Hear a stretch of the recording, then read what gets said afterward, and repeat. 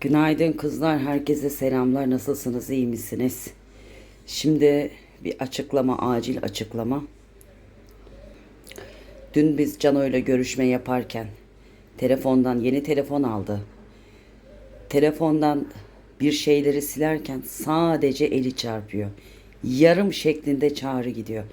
Hemen peşinden doktordayım 15 dakikaya arayacağım mesajı geliyor. Neden sildin o mesajı? Neden kaldırdın? Olayları farklı farklı anlatıyorsun. Sen kimsin ki arayacak seni Ofelia? Sen kimsin?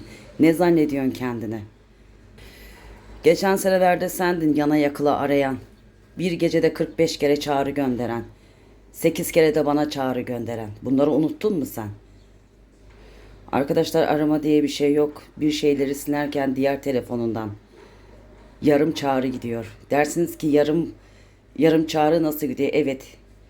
Eli değiyor. Yarım çağrı gidiyor sadece. Yeni aldığı telefonla önceki kullandığı telefonun WhatsApp'ı aynı. Biliyorsunuz ki yeni telefonda numarayı silmiş de olsanız hani engelli de olsa diğer telefondan kaldırılıyor engel. Yani telefon bunu otomatik olarak kaldırıyor. Daha fazla nasıl açıklayabilirim ki? Nasıl açıklanabilir ki daha fazla? Gerçekten bu kadar da olmaz. Bu kadar terbiyesizlik olmaz. Ama doğru, herkes olayları herkese farklı bir şekilde yansıtıyor. Valla prim peşindesiniz. Prim peşindeyseniz de neden o yazıyı saklamadın? Neden kendi yazdığın mesajı anında sildin? Doktordayım 15 dakika sonra seni arayacağım. Ne oldu? O mesajı yazdıktan sonra Cano fark edince hemen seni engellemedi mi? Engellemedi mi hemen seni? Niye bunu söylemiyorsun? Senin daha bu iyi günlerin senin için cayır cayır yanacak. Anladın mı? Cayır cayır yanacak. Bundan sonra daha çok yanacak. Çünkü en büyük hayal kırıklığını yaşadın. Seni aradığını zannederek birkaç dakikada olsa mutlu oldun. İşte bu senin için en büyük hayal kırıklığı. Dinleyin arkadaşlar Cano'yu. Baxın, mən çöpə atdıqlarımı heç vaxt geriyə almam. Mənim xarakterimdə bu yoxdur. Ya da bazıları kimi kanalımda 100 dənə laf mənə deyiləndən sonra gedib heç kimə sığınmam. Bu iki. Məni kəndinizlə qarışdırmayın. Mənim daha sənə deyilmədiyi laflar qalmadı. Getdin sığındın ona. Kendimi sabuna bilmirsən ya. Mən sən deyiləm, unutma. İki dünya bir cahan bir araya gələn sən kimsən ki mən səni arayam. Mən yeni telefon almışam. Asi bilir. Mən qayd edəndə bilmədən əlim dəydi, çağrı getdi. Həmən döndün mənə, həmən. Baxın yazılar orada. Sildin, yazdın ki Ofelia, məni sən aradın. Doktordayam, 15 dəqiqəyə evdəyəm. Mən səni əngəllədim. Bu telefonu, eski telefonu yeni telefona aktararken. Yalan konuşma. Mən sən deyiləm. Siz alışmışsınız birbirinizle ağzınızdan çıkan küfürleri etmeye, sonra da başlamağa. Seni çok seviyorum, seni çok seviyorum. Seni çok seviyorum, seni çok seviyorum. Məni kendinizle karıştırmayın. Məni kendinizle karıştırmayın. Benim dinim, ırkım birdir. Mən yalandan onu ona, bunu buna yapmıyorum sizi kimi. Siz alışmışsınız. Mesajlarınız hələ mənimdə durur. Onun arkasıyacağım, bunun arkasıyacağım. Biriniz çıxardın, gösterin ki bir dənə mesaj göndermişim. Kiminsə ses kaydını, kiminsə rəsmini. Bunu da gösteren şahsa deyirəm. Məni kendinlə heç karıştırma, heç.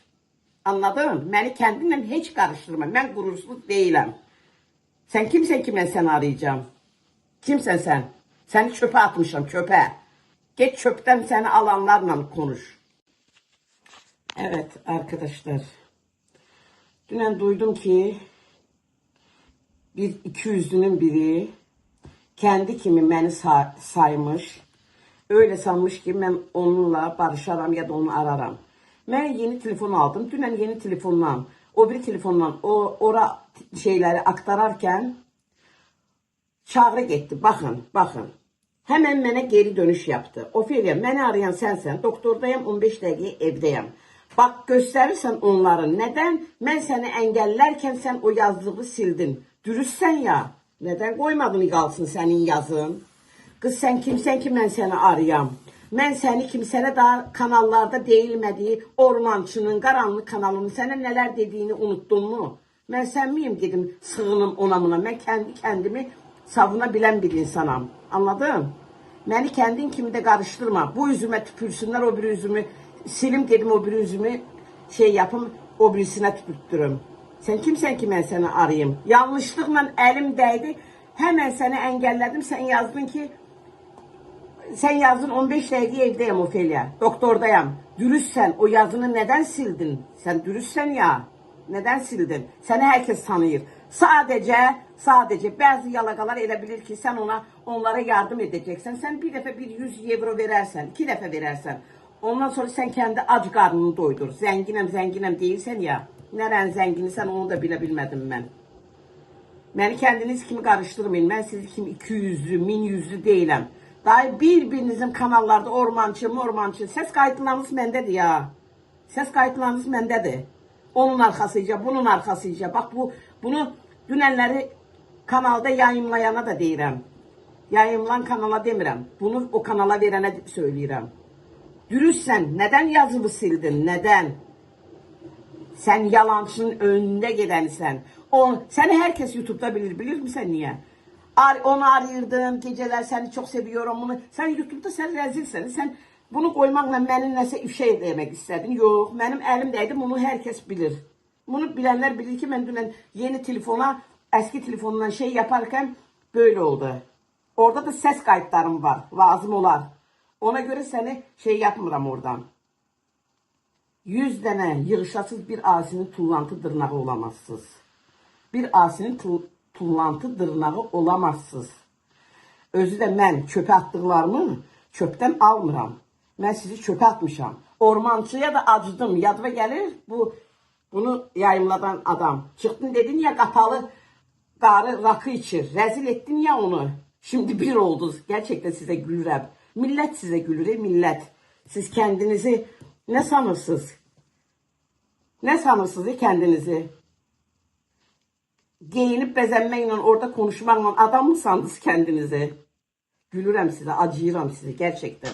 Acıyıram size. Ben o karakterde insan değilim ki o kadar küfürlerden sonra kiminləsə barışım. Özü de böyle bir rezille barışacağım. He? Git nereye gidersen git. Seni çöpe nasıl atmışam, çöpte de kal.